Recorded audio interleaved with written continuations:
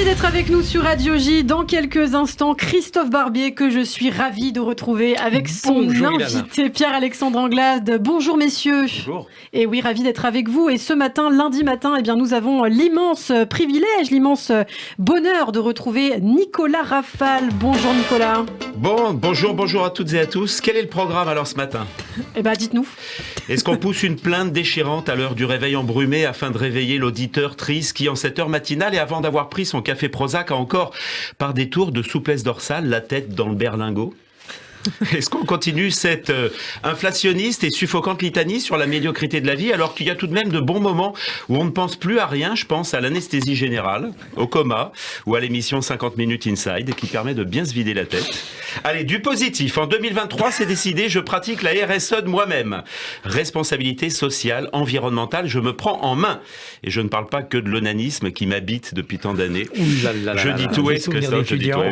Et je dis tout et je fais tout. Transparence.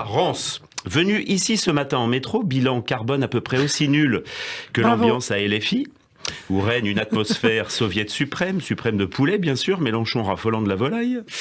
Dans le métro, c'est Jean Castex qui conduisait la rame. 57. Il trouve plus. En fait, j'ai reconnu parce qu'il s'est gouré. Il cherchait ses lunettes et il s'est trompé de direction. Donc, il trouve plus personne à la RATP. Donc, me voici devant vous. Enfin, pour les gens qui m'écoutent et qui, par conséquent, ne me voient pas, vous me mettez où vous voulez. Il n'y a pas de problème.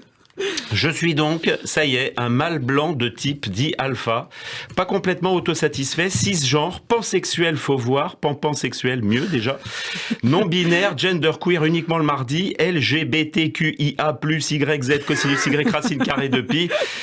Enfin, c'est-à-dire que je me sens un peu homme quand même. Ouais. Je vois bien cet amas de chair qui me pendouille entre les jambes et qui a fait la renommée et la grâce des statues grecques depuis 3000 ans. Mais avec une sensibilité assez féminine qui me pousse à croiser les jambes, par exemple lorsque je suis assis, ou quand je pleure comme une madeleine sur Nicolas. La route de Madison, parce que Meryl Streep ne quitte pas mari et enfant pour partir avec Clint Eastwood. Putain, toujours pareil avec les gonzesses, ça n'a pas de couilles. Un petit Roland de patriarcat, voilà, quelle heure il est ? 7h42. Je continue pour l'heure encore agresser personne en 2023, ça fait 16 jours, je tiens. Certains font dry January pour l'alcool, moi c'est pour ça. Pas une seule proposition incongrue dans les couloirs de Radio J.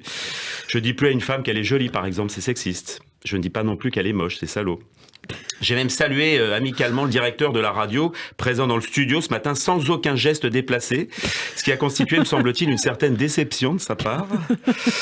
Dans ces métiers-là, il faut être tactile. Pour réussir, il faut toucher. Le Covid a certes changé un peu le métier.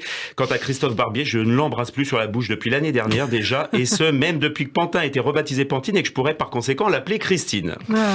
En sortant de la radio, je m'achète un pain au chocolat, 7,60 €. La farine vient du 77. Le chocolat est acheminé du Brésil par cargo à voile avec toilette sèche et récupérateur de pluie. Le trajet évite les changements des trucs maritimes négriers. Ça passe plus par le poteau noir, ça passe par Stockholm.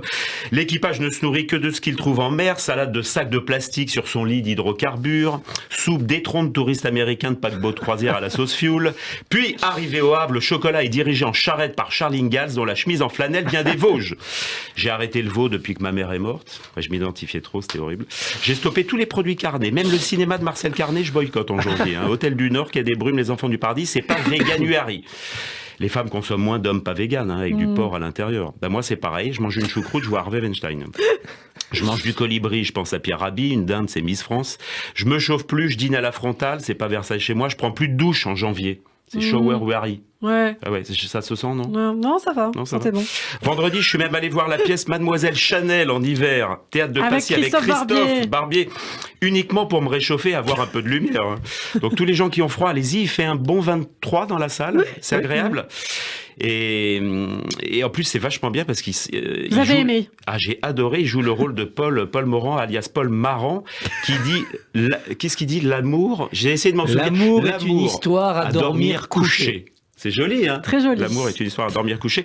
Et la culture, ça sert aussi à ça, à se prémunir des cons. Mais ça, pour le con de January, je le ferai en février cette année. Janvier était déjà trop blindé.